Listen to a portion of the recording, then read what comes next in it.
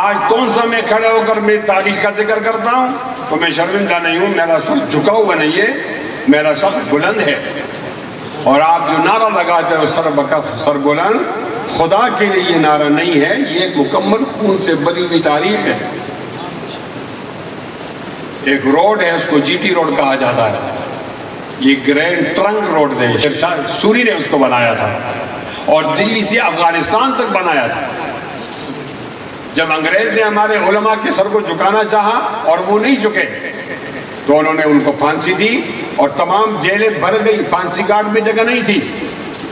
تو دہلی کی چاندنی چوک سے لے کر پشاور تک یہ جو روڈ ہے جو پشاور سے جاتا ہے نوشہرہ کو, اٹک کو, پنڈی, گجر خان کے راستے, گجرانوالہ, لاہور, واگا اور امرتسر, اس راستے سے وہ دلی جاتا ہے. اس کے دونوں اطراف پر جتنے بھی درخت تھے ان کے ساتھ علماء کو باندھ کر مارا گیا.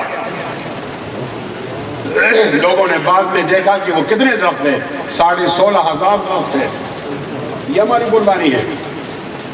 اگر یہ مان لیا جائے کہ تحریک آزادی میں 1200 لوگ کام آئے ہیں, عام لوگ, تو اس کے اندر 2.5 لاکھ علماء ہیں.